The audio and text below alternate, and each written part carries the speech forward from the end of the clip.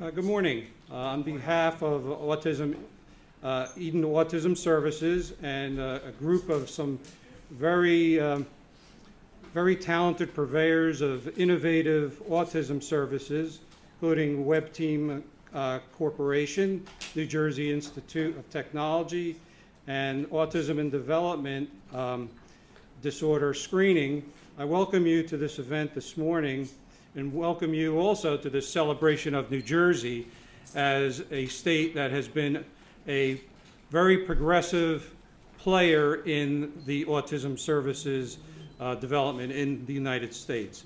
Today you will be shown the cutting edge of the treatment of autism by innovators of effective autism educational and screening tools now being developed and implemented in our state.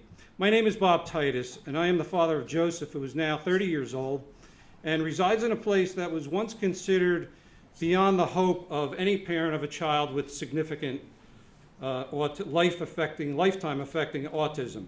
He lives with 4 other young adults within a vibrant community in an Eden Autism Services group home in nearby Hamilton. In my lifetime, as my son's advocate, I have, in partnership with Joe's mom, Diane, had to leave family and friends in Patterson in 1985 to seek and obtain services that were not available in the part of the state that we lived in. Central New Jersey has been a magnet for evidence-based education and practitioners of applied research for the last half century. It is my great honor to introduce this event, which is a continuation of our state's leadership in innovative policies and practices to benefit the autism community in New Jersey and well beyond our borders. New Jersey has one of the highest incidence rates of autism in the country, but it has also been recognized as a leader in the fight to better understand and remediate the incredibly challenging neurological disorder, thanks to the collaborative initiatives among the legislative, governmental, educational, medical, nonprofit, and technology communities based here in the Garden State in places like Eden Autism Services. Eden's clinical experience and extensive range of services to meet the lifespan needs of individuals with autism over the past 48 years have made it a national center of excellence and have helped New Jersey emerge as a model for best practices in providing education and training and to address the challenges of autism spectrum disorder. These effects have borne fruit because of the resolution of many families, self-advocates, and professionals, but required essential leadership by enlightened officials of the state, governors, and legislators. The list of these men and women is nonpartisan. Both Republicans and Democrats united in their recognition that autism affects individuals without regard to affluence, ethnicity, or race. The cornerstone for all these accomplishments was hewn in classrooms in Princeton and in New Jersey and in New Brunswick, and this became the crucible for policies, administrative codes, and legislation that has enabled steady progress in science-based programs to flourish across New Jersey. It is with great joy and the knowledge of common ideals that I now recognize some of the distinguished guests here this morning. I'd first like to call upon the Commissioner of Human Services, Jen Velez.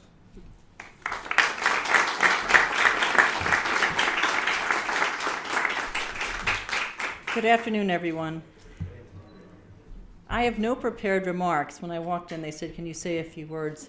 And I'm thrilled because the growing chorus of all of our purpose of being here today is resonating so loudly that A, these guys had to get a bigger room, which makes us all so happy, and B, as Bob was talking, tons of legislators, all of whom support our mission, our cause, right, are piling in behind us. Because Bob is exactly right. This is really, it's a people issue, it's a family issue, and how thrilling to walk in today to see people from the educational sector, our families, our schools, provider agencies, but down to families. We know families, right, by name, by person, by what their circumstances are, and we are developing solutions that are community-based, and it really does take leadership to do that. And under the governor's leadership, we've been able to do that. There's nothing more thrilling than to know our common cause and bringing us here together. There's been so much collaboration, cooperation, innovation. It's a thrilling moment, really, to stand here together with all of you. And as I look behind me, there's tons of people who are right along singing in the same hymnal with us. It takes leadership, and you've got that, I think, on the state's perspective. And under the leadership of Tom McCool, I couldn't say more about Eden as a partner. So thanks for the invitation to say just a few words here today. I have to say again, from the systems change perspective, that we have really been moving our system towards community living and education and work down to a person, a family member, him or herself.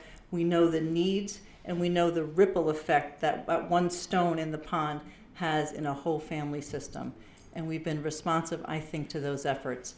It's hard work. There's nothing that, Dawn Apgar is in the back as the Deputy Commissioner of the Department of Human Services, and there are very few, if any, I dare say, families and legislators who have been involved in any of our issues who don't know Dawn's name and cell phone number. We've tried to be as responsive as possible.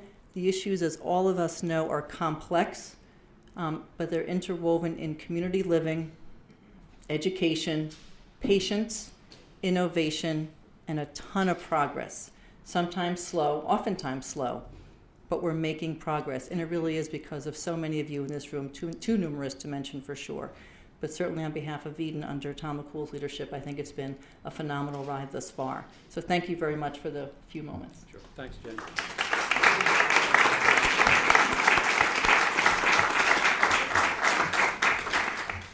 Before I introduce Tom McCool, I'd just like to acknowledge Vinnie Napolitano. Hi, Vinnie, from the Governor's Office. Thank you for coming here this afternoon. I'd now like to introduce the President and CEO of Eden Autism Services, Mr. Tom McCool.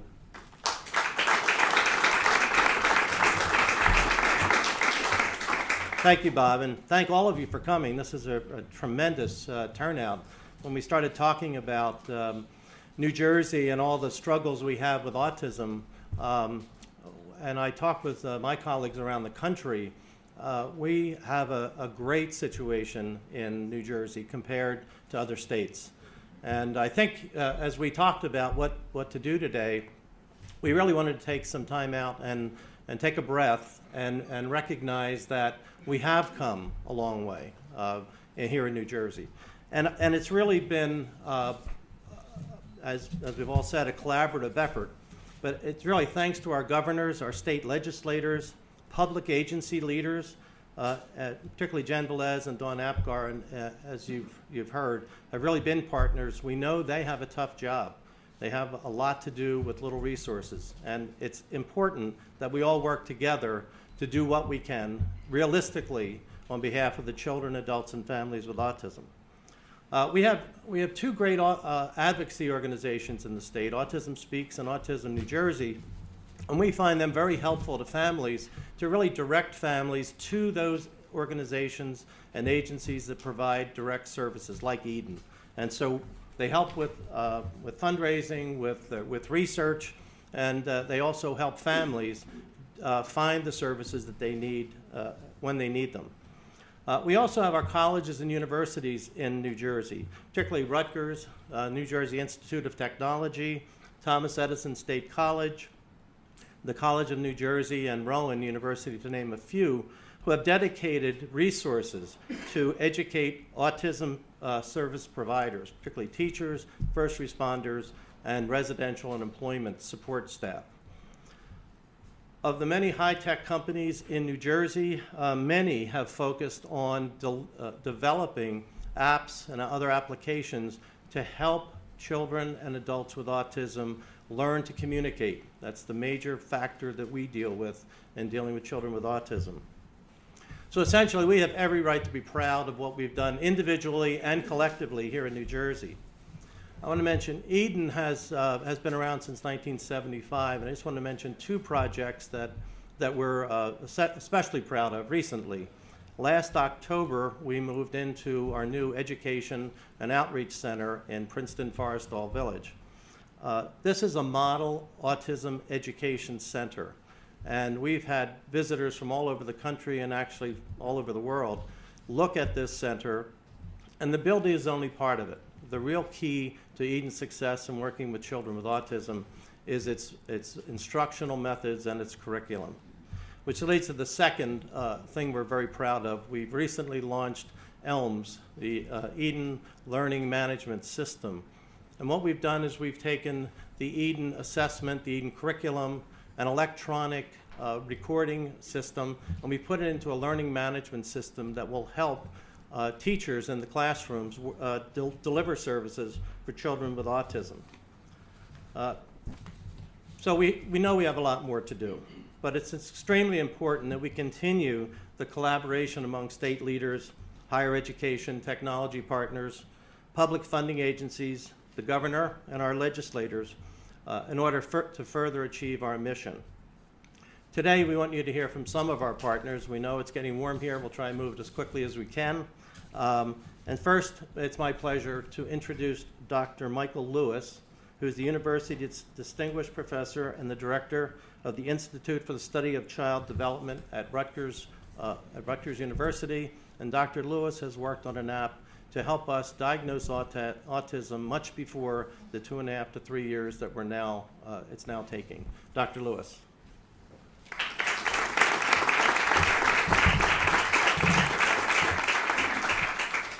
Thank you, Tom. Clearly, New Jersey has a great challenge in coping with its children, a larger percentage than we would like, who suffer from ASD.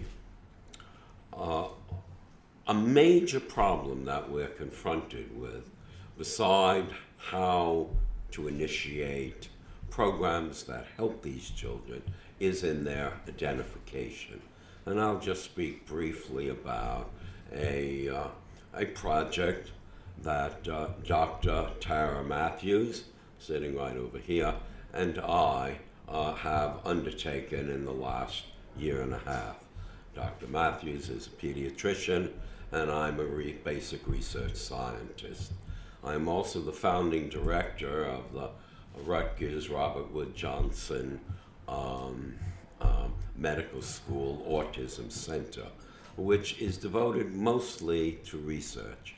But it seems to me at the same time we have to be able to take what we have learned in the laboratory as a translation to help as fast as we can the children and families of New Jersey. What probably most of you don't appreciate is the enormous pressure a pediatrician is under in terms of taking care of a child and the family. The average time the pediatrician is in contact with the child on a visit is 7 minutes and falling. Now, during those 7 minutes, he or she have to gather an enormous amount of information about the child in multitude of areas. A difficult task, to say the least. Now, one of the advantages, especially for some pediatricians and some families, is that the parents are educated, and in fact, they know what a normal course of development, what a typical course is, and at the same time, when the child is not reaching that. And so they can be helpful to the pediatrician by pointing out, my child really doesn't look at me very much. Information which the pediatrician, in examining eye, ears, throat, heart, lungs, may never get to. So, how do we meet this challenge? Well, we meet it in two ways. One, of course, has to be educating, especially parents of small children, in terms of what they need to look for in terms of typical development as well as atypical development. At the same time, we need some sort of instrument, some sort of screening device, which will not only be of use for the parent in terms of their education, what they should be looking for, what they shouldn't, but also for the pediatrician. And surprisingly, there are many, many children in this country who never see a pediatrician. And so, and may not be able to get to a clinic for many months in order to get some help.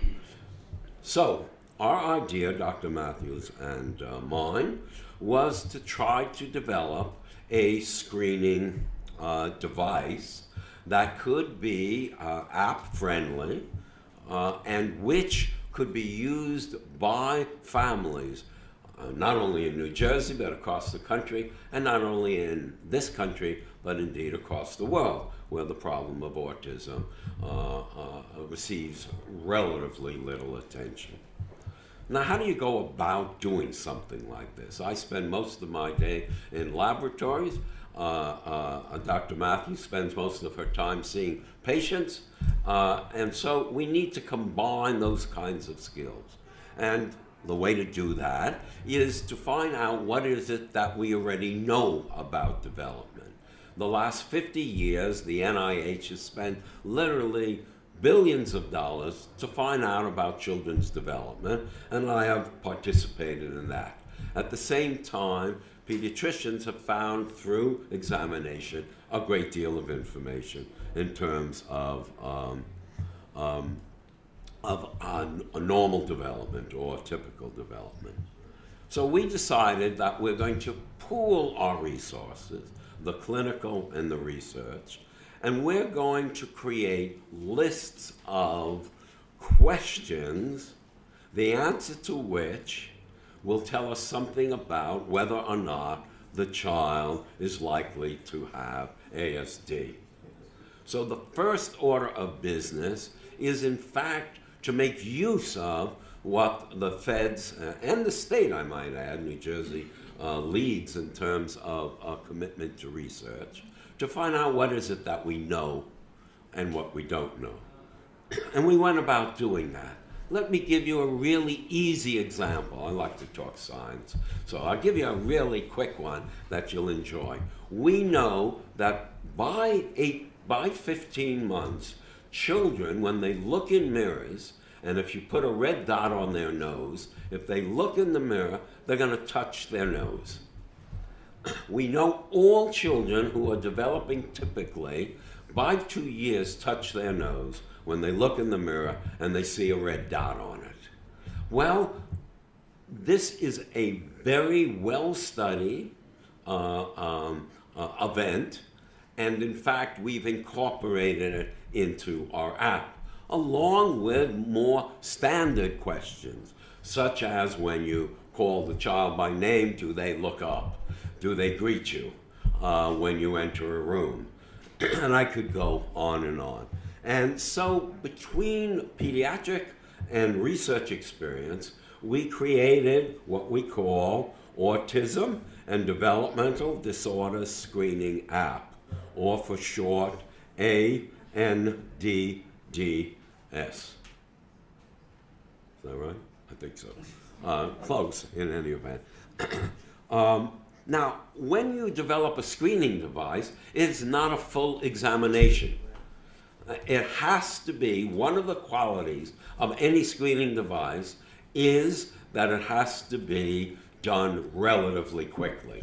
People get bored, they don't want to stick with it. So one of the secrets is to develop as fewer items as possible to look at. The second thing you need is not only to make sure you identify children who may have ASD, but not to identify children who don't have it. There are two equations in there, and a good screening device does both. Well, we've developed it with the help of WebCore, with the help of our colleagues. We have created this app, and this app is now out and being used. It's been hit upon. I don't know if that's the right expression, hit upon it, but it has been used by over 5,000 hits so far. And so we are gathering lots of data. The first set of data is, can it be used readily? Excuse me. You don't want to invent something, create something that is too complicated for people to use. So we want everyone who goes on it to be able to use it. And given the questions, given the feedback that we've got, we think we've achieved that. I don't want to speak more than my allotted time, half of us standing, so I won't read some of the comments from the people who have used it, but we have found that it works. People know how to use it. The second part is, in fact, to see whether there is any association between the screening device that says green, everything seems to be okay, to yellow, there's some concern, to red, go seek pediatric advice. Now, the device can be used with children anywhere from 8 to 36 months. And there are different questions for different ages. And so it is possible with our device to, in fact, screen children as young as 8 months. And some of you in this room who have had children, have children with ASD, or know that even 8 months may be too late. And we are working on questions for even earlier. So I'm here to say to you folks that something now exists in New Jersey and in the world, thanks to our collaboration with WebCore, that can be used both by parents and by pediatricians to help diagnose autism.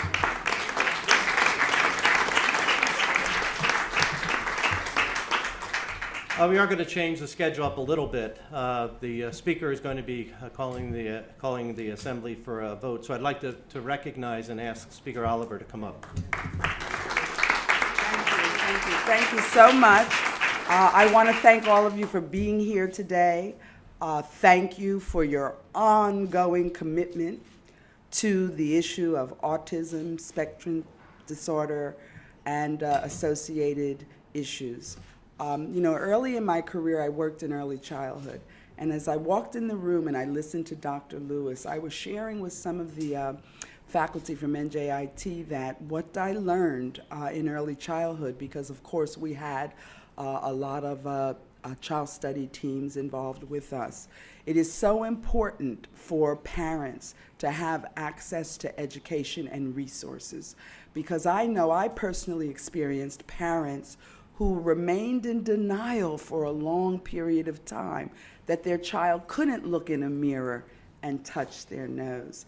Latent speech development and a lot of other things. I am very proud of the members of the legislature, because in the past decade, we have promulgated and supported and invested resources to help families and communities. I think that it is wonderful that we have scientists and medical practitioners who are continuing to provide us with their body of work so that we can provide support to families, to school districts, to educators, and we are heightening the national consciousness as it relates to autism. So thanks for your work, continue your commitment, and know that you will always have the listening ears and the willingness of members of not just the Assembly, but of the Senate to support what we need to do legislatively. Thank you. I'd also like to ask Minority Leader Bramnick to come up and say a few words. Thank you. I guarantee I'll be brief because the speaker, if I leave the speaker in there alone with just the Democrats, anything could happen. The media likes to show the wedge between Democrats and Republicans. Somehow people are excited to see disagreement as opposed to agreement. That is not the case 90% of the time in this State House and 100% of the time when we talked about autism. So I have to tell you very simply, this is going to continue to be a bipartisan goal of this legislature, and I'm very pleased to report that New Jersey's been ahead of the curve, and we intend to stay ahead of the curve in the future. Thank you for your leadership. Thank you for the cooperation of the Speaker, and thank you to Dr. Lewis, who I think I had as a professor at one time, and I can tell you that I wouldn't want to take his test. Thank you very much.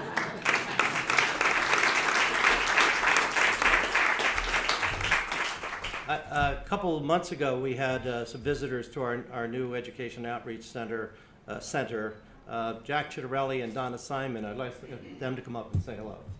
They all have to leave for a vote, so that's why we're doing that. You know, in the spirit of full disclosure, Eden Autism Services is not in the 16th district. Princeton is, and their mailing address is Princeton, so we're taking credit for their success. It would not be a stretch to say that of the 50 states, New Jersey is a vanguard when it comes to confronting the challenges of autism in the community. So let us celebrate that, also with the acknowledgement that our work is far from over, and I'm glad you said that in your comments. There's a lot that's yet to be done. Legislators want to work in partnership with all of the collaborators in the community to do what's necessary to meet this challenge to ensure that all New Jersey residents have the quality of life they deserve. So I'm happy to be part of that dialogue and that collaboration and that partnership. Thank you. Hi. My husband, who served in the Marine Corps, had a favorite saying.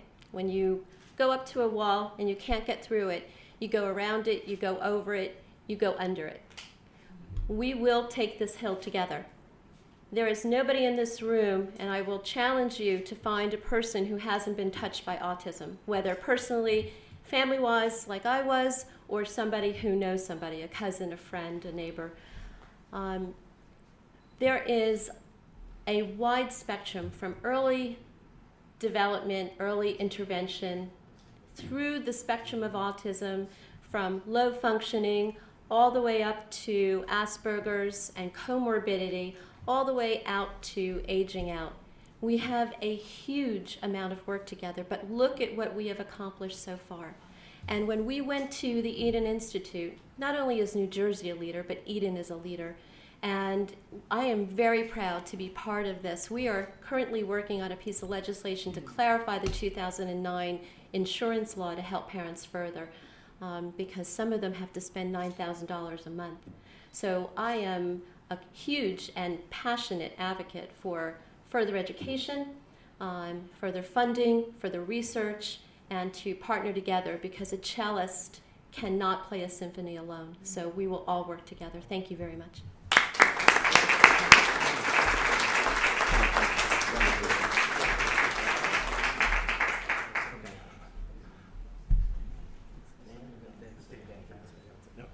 I'd like to ask Assemblyman Dan Benson. He's a friend of Pat Calavito, so I have to let him talk. Yes, I'm happy to see so many friends here in the room. I want to thank your mentioning of the group home in Hamilton as well.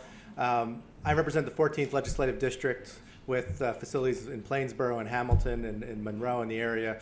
But as Assemblywoman Simon said, it's about partnerships.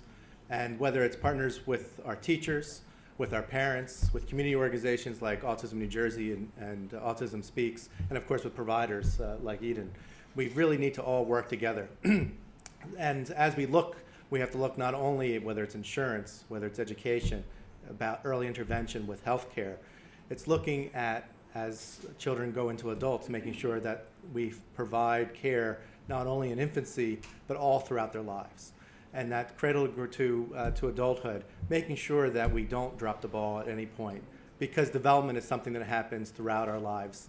And so we're committed here in the legislature And I've been happy to partner with many of the groups here in this room and many of my friends, including Pat, when I was a freeholder in Mercer County, to make sure that we keep moving that ball forward, because New Jersey really is on the forefront, and we hope to continue to be so, and I know we will. Thank you so much. One of the first people who came to see our new Education Outreach Center, Assemblyman Shivakula, and he's really been helping us push the autism agenda in not only in the legislature, but in other areas of the state. Assemblyman. Thank you, Tom. I think it's so great job you have done, that you have brought so many people together, and the speaker and the minority leader and many legislators stop by to show their support. You know, I'm an electrical engineer by profession. When a constituent walked into my office in 2003 with her child with Down syndrome, and she said, "Assemblyman, you should get involved in the early intervention." And so I introduced the first legislation on early intervention, which went through many cycles. Finally, Speaker Joe Roberts, who carried that along with Governor Corzine, and we were able to fund autism. And of course, we have some issues with insurance companies, and that is being worked out. And who is better than to talk about financial services and insurance is Chairman Gary Shear. I'd like to welcome Assemblyman Gary Shear.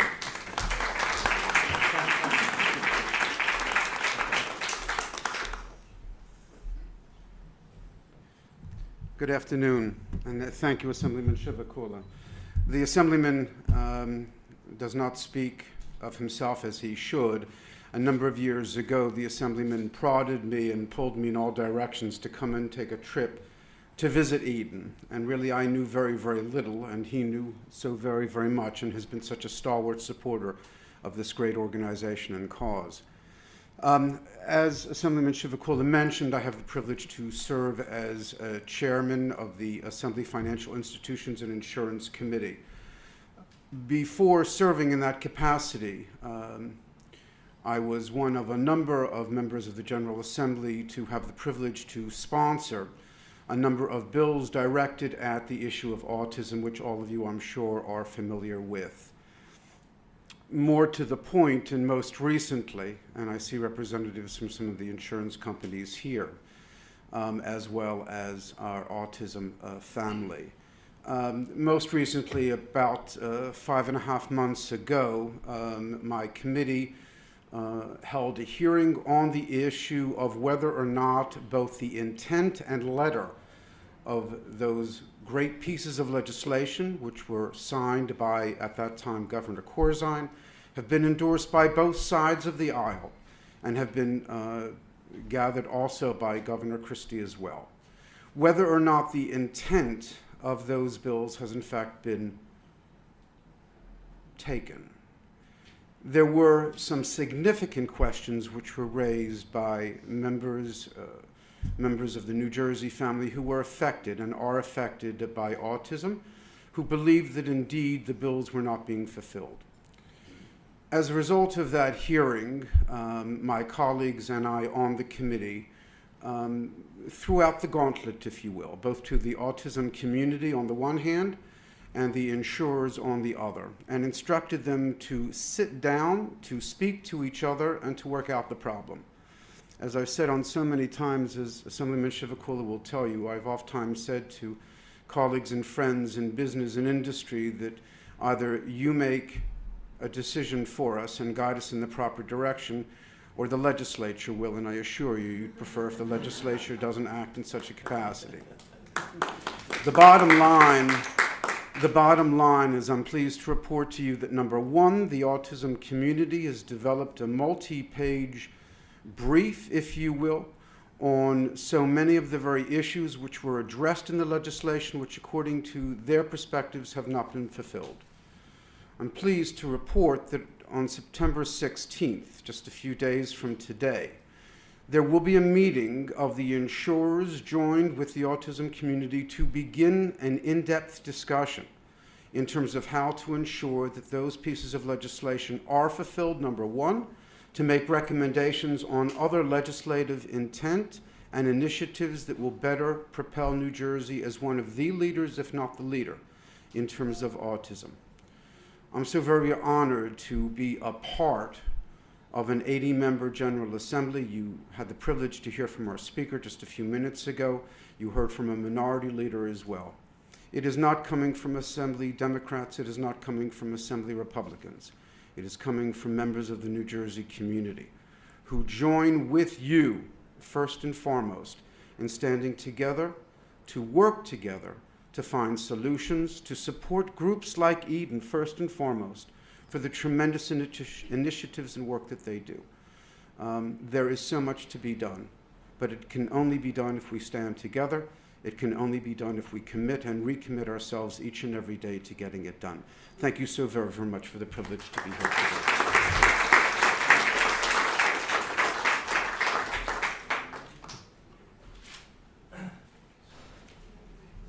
Thank you. That was great. I know the whole autism insurance legislation issue has been kicking around for a while. I see Chris Jones standing here, worked for Speaker Roberts, sponsored that bill, and we had great hopes when it was initiated. So we're seeing some light at the end of the tunnel, which is great. Back on schedule. Hope everybody's doing okay out there. It's my pleasure to introduce our colleagues and partners from the New Jersey Institute of Technology. Dr. Atam Dhawan, who is the Distinguished Professor and Interim Dean of the Albert Dorman's Honor College. Dr. Dhawan.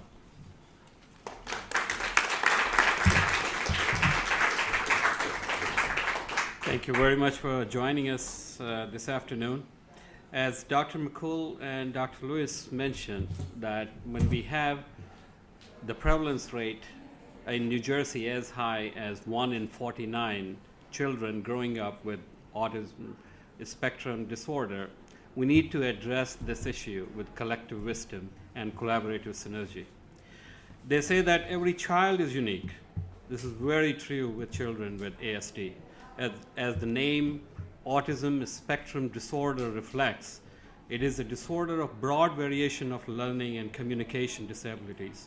Since each child with ASD exhibits very different patterns of behavior with respect to the communication and social interaction skills, the learning disabilities cannot be addressed and treated by a single standardized protocol. Here comes the critical role of technology innovation to customize individual protocols to meet child's specific needs, to engage the child towards interactive and adaptive learning at his or her own pace.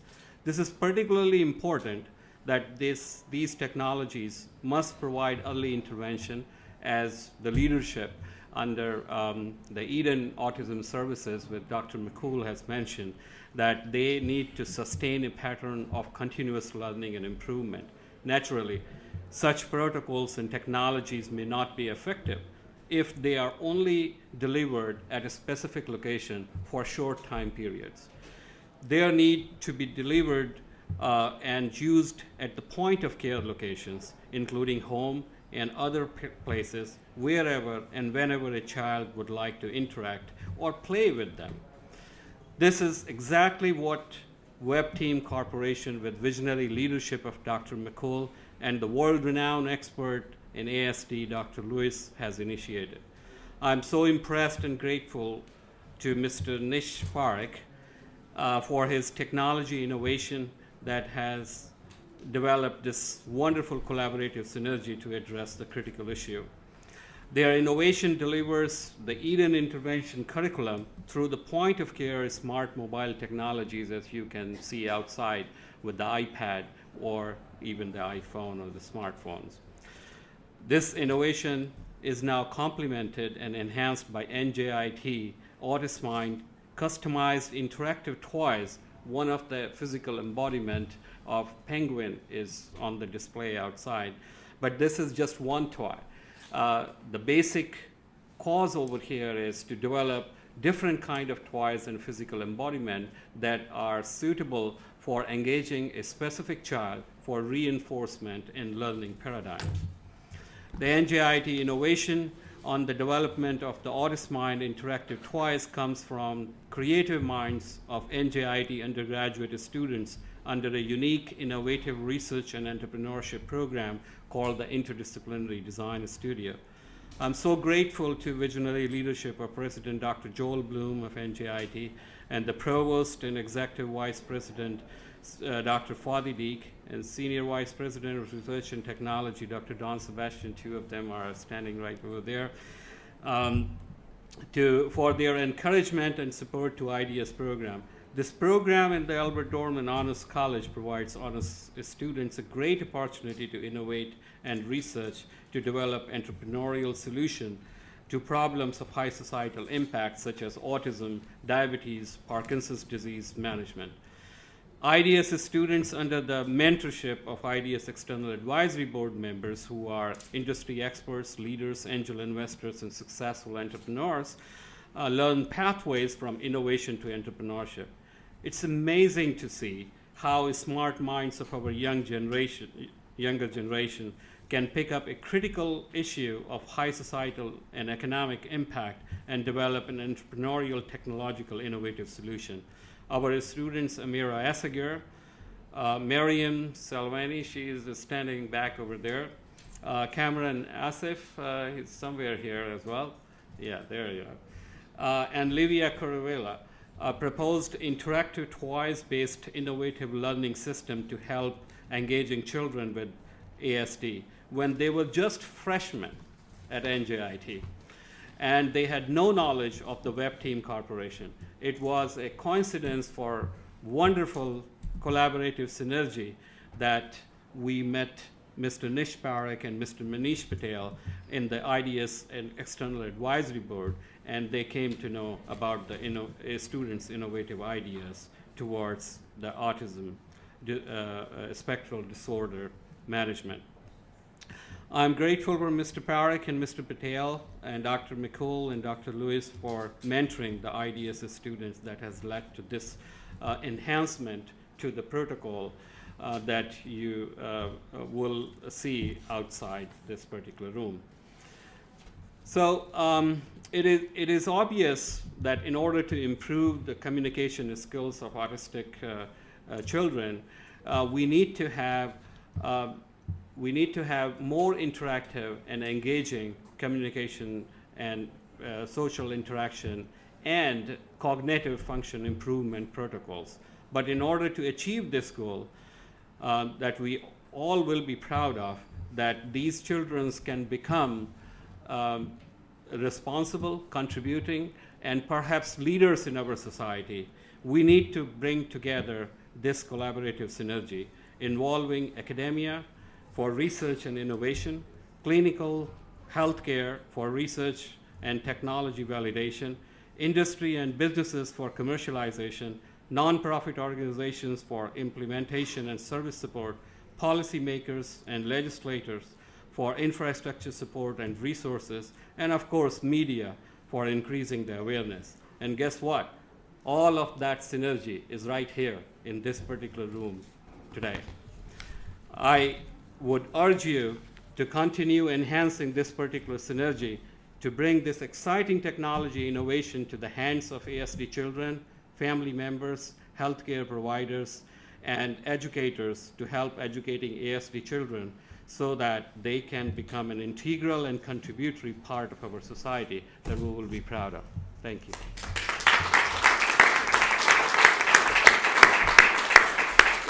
Our last speaker, really the one who's really brought a lot of this innovation to us, the CEO of WebTeam Corporation, Nisha Hark.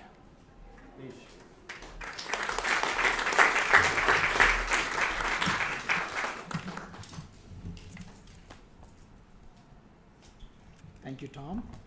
And thank you all for joining us here on behalf of the autism community.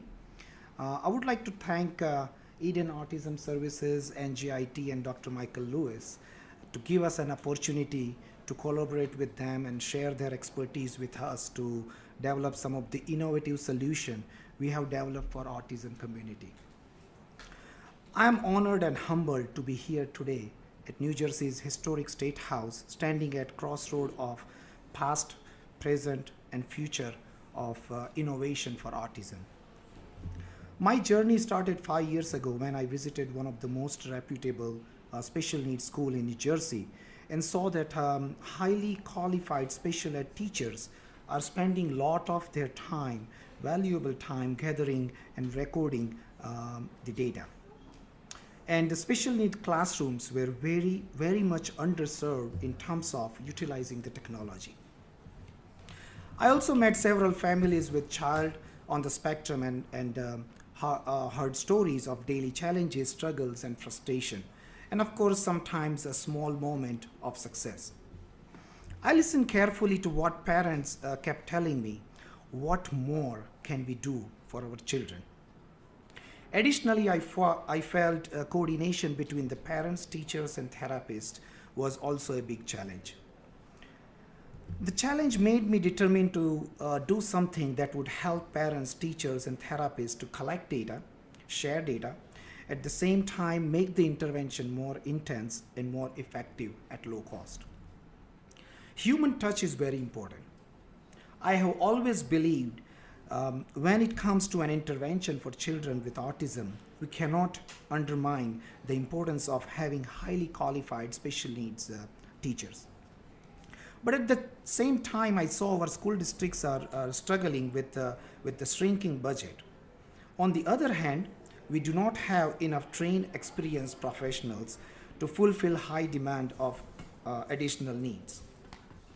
How can we utilize and extend the available expertise to more schools at low cost? How can we synchronize clinical intervention and educational intervention programs between school, homes, and therapy centers? These are the few questions came to my mind during this journey. Can we supplement the intervention in a structured way across the homes and classrooms with consistency? As we know, consistency, synchronization, and individualization is the key for effective intervention. With greater insight into the problem, I foresaw a utilization of touchscreen technology and for autism intervention, and I started working on it. In year 2010, after 3 years of need analysis, research, and development, combined with collaborative efforts with partners, led to the development of kiosk-based Shanesh's Colors program for classroom. In year 2012, we launched iLearn and Earn, first generation of app-based program for tablets and iPads. When the child gets home, the parents can find the same lesson plan on a PC or a tablet or iPad that the child was taught in the classroom. Now, teachers are able to engage students with a short attention span for a longer period of time by making the intervention fun using our game-based model. From iLearn and Earn app-based program, what we learned that the technology is not only helping us collect the data, but also it's extremely effective for the delivery of supplemental intervention if it is delivered in a structured, synchronized way. Now, teachers are no longer have to spend hours of writing reports daily because the app-based program would collect the data, show the result, which will reflect the ultimate effect of the overall intervention delivered by the teacher. I strongly believe the public-private partnership with the collaboration is needed in effectively dealing with autism. With 1 in 49 children in New Jersey living with autism spectrum disorder, it is must for us to be a forefront of research, development, and innovation for autism. I believe we can help quality of lives of hundreds of thousands of individuals on the spectrum by combining technology with the subject matter expertise of organizations like Eden Autism Services, NJIT, and a few other schools. Along with experts like Dr. Michael Lewis, Nina Finkelstein from Eden, Vicky Lindorf and Bruce Littinger from ECLC, Marian Gibson from Easter Seals, New York, and healthcare professional and also a parent, Dr. Kalpana Kumari, autism community leaders and legislators across the state. I would like to thank all the participating members from our pilot program from various schools from New York and New Jersey area who has made our program successful. I would also like to thank the Verizon Foundation, Shaer and Care Foundation for sponsoring our technology-based program for the classroom. We hope you all will join us in this effort. Now I would like to play a 2-minute video showing some of our collaborative efforts with our partners. Today these apps are available in iTunes, Google Play, Nook, and Kindle for the autism community globally. Thank you very much for joining us in the support of innovation for autism. Please enjoy.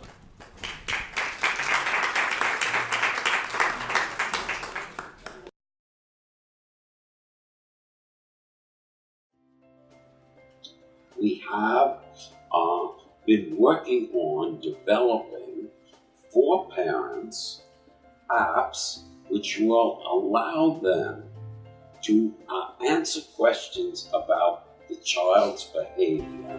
So the technology, by bringing that in as a mode of teaching, really enables the students to not even realize that they're learning, but are very motivated by the technology, the games, the visuals, and the reinforcement it provides. I'm excited to be working with the WebTeam Corporation because I think it's a really good collaboration. We have the special ed background to be the consultants, and you have the technology, which I feel is so important to our students here. WebTeam Corporation's goal is to optimize the use of technology in the area of autism intervention in order to boost efficiency, deliver synchronized intervention, and ensure data collection for parents, teachers, and therapists. As we know, screening plays a vital role in autism intervention. The earlier, the better. ANDDS, in partnership with Dr. Lewis, is going to help parents screen for autism or related disorders. The app asks simple questions to parents to help them determine whether or not child is at risk. If the child is on the spectrum, it's time for assessment. ISSN Teach app, which is based on Eden's curriculum, provides an integrated assessment kit to set the learning for the child. Once the goals are established, iLearn and Earn second-generation apps will start delivering intervention for infants, school-age children, and adults. Technology won't be able to replace the human touch, but can definitely enhance the intervention process. Thank you all. Thank you very much. To conclude, one more thing I would like to mention here. We have also started working with some of the individuals on the spectrum, and Kate here who has joined us from New York. We've been working with her to develop apps to teach cursive reading, and that's her passion. And we've been working with a couple of other individuals who is on the spectrum, and we are utilizing their expertise and subject matter expertise and their passion and converting that into technology which will help individuals on the spectrum. Thank you all. Thank you for joining, and all the best.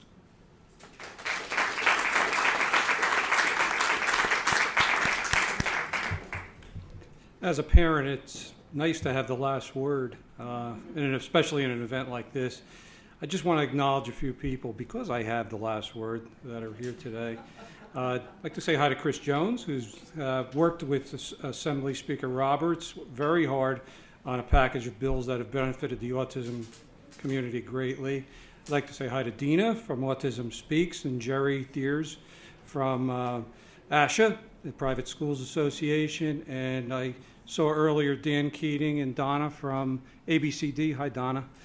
And my friends Elaine Bucksbaum and Sheila Simpson from the New Jersey Disabilities Council. Thank you all for being here with us. We are going to work together, I really feel. I've heard this many times in the past, but I think this is a really great start and beginning. I'm really excited, especially about the early intervention stuff, to see that. It's wonderful. And last, and certainly not least, my friend and mentor, Nancy Richardson, past president of the COSAC, now known as Autism New Jersey. Thanks, Nancy, for being here. There's going to be lunch served, as you know, and a lot of the principals here will be available for questions if you have some, and can remain with us. But again, on behalf of everyone here in Eden Autism Services, thank you so much.